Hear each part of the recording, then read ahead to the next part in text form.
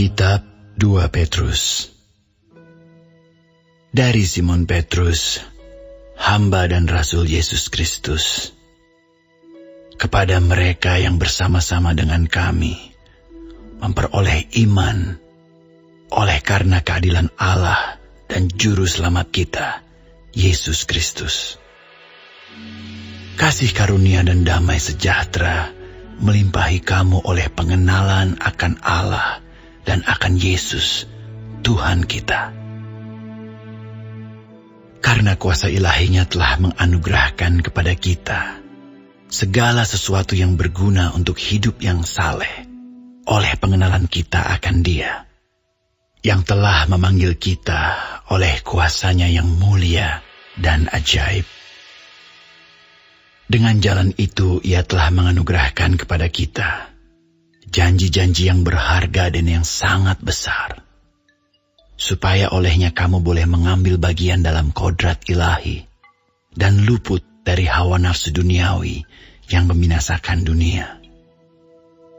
Justru karena itu kamu harus dengan sungguh-sungguh berusaha untuk menambahkan kepada imanmu kebajikan, dan kepada kebajikan pengetahuan, dan kepada pengetahuan penguasaan diri, kepada penguasaan diri ketekunan, dan kepada ketekunan kesalehan, dan kepada kesalehan kasih akan saudara-saudara, dan kepada kasih akan saudara-saudara kasih akan semua orang. Sebab apabila semuanya itu ada padamu dengan berlimpah-limpah, kamu akan dibuatnya menjadi giat dan berhasil dalam pengenalanmu akan Yesus Kristus, Tuhan kita. Tetapi barang siapa tidak memiliki semuanya itu, ia menjadi buta dan picik, karena ia lupa bahwa dosa-dosanya yang dahulu telah dihapuskan. Karena itu saudara-saudaraku, berusahalah sungguh-sungguh supaya panggilan dan pilihanmu makin teguh. Sebab jikalau kamu melakukannya, kamu tidak akan pernah tersandung. Dengan demikian kepada kamu akan dikaruniakan hak penuh untuk memasuki kerajaan kekal, yaitu kerajaan Tuhan dan Juru Selamat kita, Yesus Kristus. Karena itu aku senantiasa bermaksud mengingatkan kamu akan semuanya itu, sekalipun kamu telah mengetahuinya dan telah teguh dalam kebenaran yang telah kamu terima. Aku menganggap sebagai kewajibanku untuk tetap mengingatkan kamu akan semuanya itu, selama aku belum menanggalkan kemah tubuhku ini. Sebab aku tahu bahwa aku akan segera menanggalkan kemah tubuhku ini, sebagaimana yang telah diberitahukan kepadaku oleh Yesus Kristus, Tuhan kita. Tetapi aku akan berusaha supaya juga sesudah kepergianku itu, kamu selalu mengingat semuanya itu. Sebab kami tidak mengikuti dongeng-dongeng isapan jempol manusia ketika kami memberitahukan kepadamu kuasa dan kedatangan Tuhan kita Yesus Kristus sebagai Raja. Tetapi kami adalah saksi mata dari kebesarannya. Kami menyaksikan bagaimana Ia menerima kehormatan dan kemuliaan dari Allah Bapa ketika datang kepadanya suara dari Yang Maha Mulia yang mengatakan, "Inilah anak yang kukasihi, kepadanyalah aku berkenan." Suara itu kami dengar datang dari sorga ketika kami bersama-sama dengan Dia di atas gunung yang kudus. Dengan demikian kami makin diteguhkan oleh firman yang telah disampaikan oleh para nabi. Alangkah baiknya kalau kamu memperhatikannya, sama seperti memperhatikan pelita yang bercahaya di tempat yang gelap, sampai fajar menyingsing dan bintang timur terbit bersinar di dalam hatimu. Yang terutama harus kamu ketahui ialah bahwa nubuat-nubuat dalam kitab suci tidak boleh ditafsirkan menurut kehendak sendiri. Sebab tidak pernah nubuat dihasilkan oleh kehendak manusia, tetapi oleh dorongan Roh Kudus, orang-orang berbicara atas nama Allah.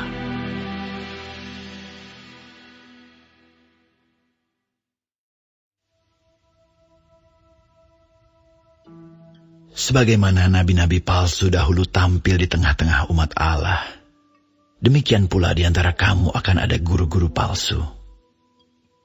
Mereka akan memasukkan pengajaran-pengajaran sesat yang membinasakan. Bahkan mereka akan menyangkal penguasa yang telah menebus mereka, dan dengan jalan demikian segera mendatangkan kebinasaan atas diri mereka. Banyak orang akan mengikuti cara hidup mereka yang dikuasai hawa nafsu, dan karena mereka jalan kebenaran akan dihujat. Dan karena serakahnya, guru-guru palsu itu akan berusaha mencari untung dari kamu dengan cerita-cerita isapan jempol mereka. Tetapi untuk perbuatan mereka itu, hukuman telah lama tersedia dan kebinasaan tidak akan tertunda. Sebab jikalau Allah tidak menyayangkan malaikat-malaikat yang berbuat dosa, tetapi melemparkan mereka ke dalam neraka dan dengan demikian menyerahkannya ke dalam gua-gua yang gelap untuk menyimpan mereka sampai hari penghakiman. Dan jikalau Allah tidak menyayangkan dunia purba, tetapi hanya menyelamatkan Nuh, pemberita kebenaran itu, dengan 7 orang lain ketika ia mendatangkan air bah atas dunia orang-orang yang fasik.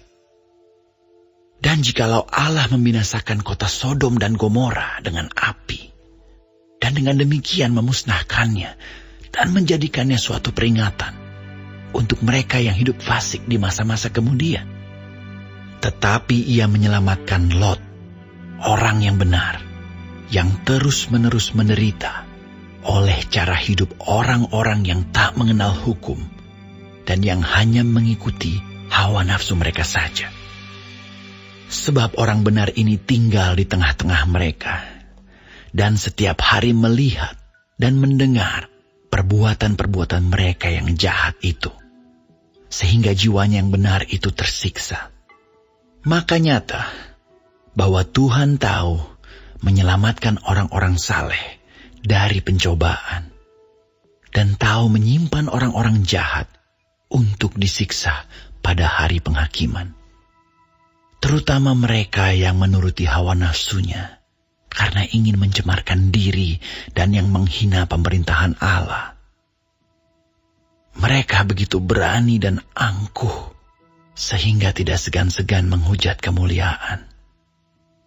Padahal malaikat-malaikat sendiri yang sekalipun lebih kuat dan lebih berkuasa daripada mereka tidak memakai kata-kata hujat kalau malaikat-malaikat menuntut hukuman atas mereka di hadapan Allah.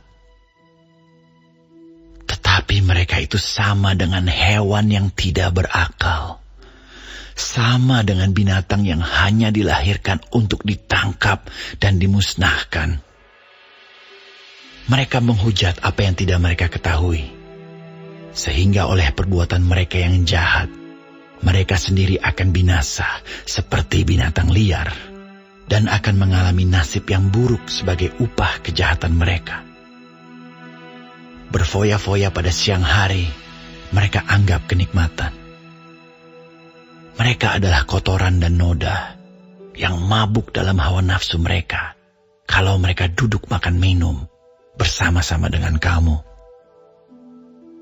Mata mereka penuh nafsu zina, dan mereka tidak pernah jemu berbuat dosa. Mereka memikat orang-orang yang lemah. Hati mereka telah terlatih dalam keserakahan. Mereka adalah orang-orang yang terkutuk. Oleh karena mereka telah meninggalkan jalan yang benar, maka tersesatlah mereka, lalu mengikuti jalan Bileam, anak Beor, yang suka menerima upah untuk perbuatan-perbuatan yang jahat. Tetapi Bileam beroleh peringatan keras untuk kejahatannya. Sebab keledai beban yang bisu berbicara dengan suara manusia dan mencegah kebebalan nabi itu. Guru-guru palsu itu adalah seperti mata air yang kering, seperti kabut yang dihalaukan taufan. Bagi mereka telah tersedia tempat, dalam kegelapan yang paling dahsyat. Sebab mereka mengucapkan kata-kata yang congkak dan hampa dan mempergunakan hawa nafsu cabul untuk memikat orang-orang yang baru saja melepaskan diri dari mereka yang hidup dalam kesesatan.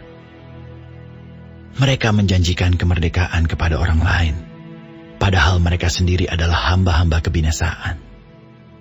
Karena siapa yang dikalahkan orang, ia adalah hamba orang itu.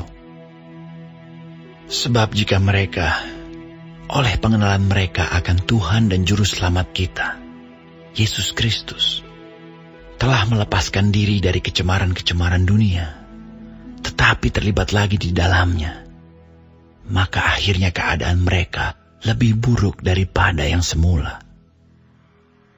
Karena itu bagi mereka adalah lebih baik jika mereka tidak pernah mengenal jalan kebenaran daripada mengenalnya, tetapi kemudian berbalik dari perintah kudus yang disampaikan kepada mereka.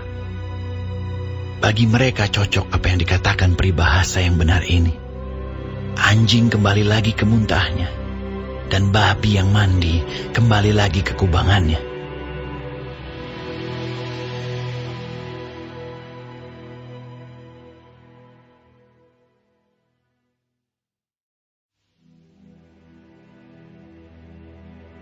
Saudara-saudara yang kekasih, ini sudah surat yang kedua yang kutulis kepadamu. Di dalam kedua surat itu aku berusaha menghidupkan pengertian yang murni oleh peringatan-peringatan, supaya kamu mengingat akan perkataan yang dahulu telah diucapkan oleh nabi-nabi kudus, dan mengingat akan perintah Tuhan dan Juru Selamat yang telah disampaikan oleh rasul-rasulmu kepadamu.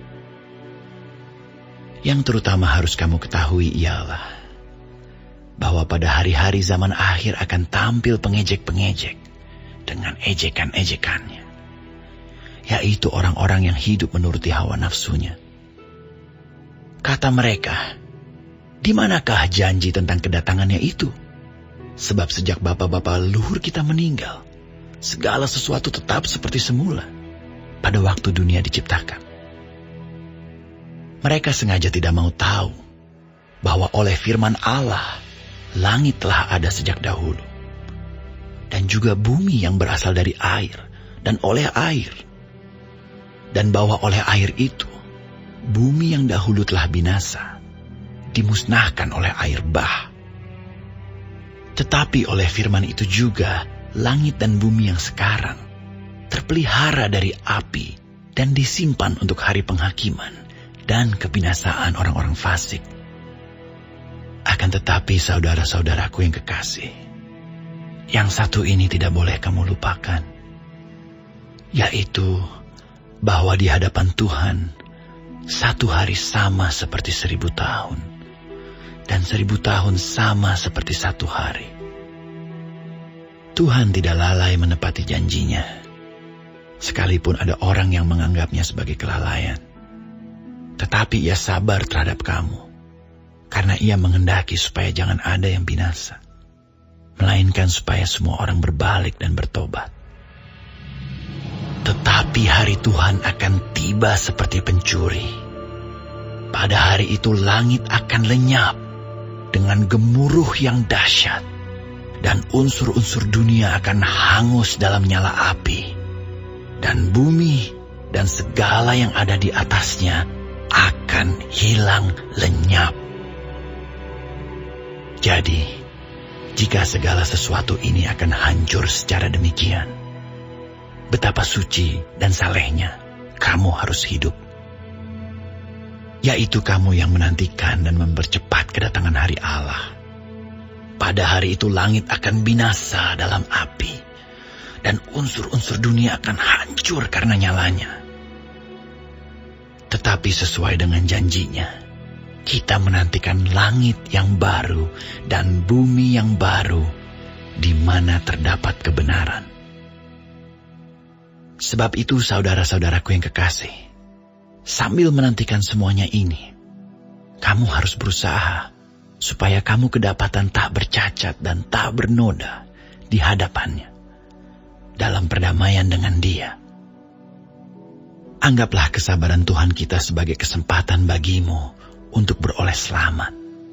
Seperti juga Paulus, saudara kita yang kekasih, telah menulis kepadamu menurut hikmat yang dikaruniakan kepadanya.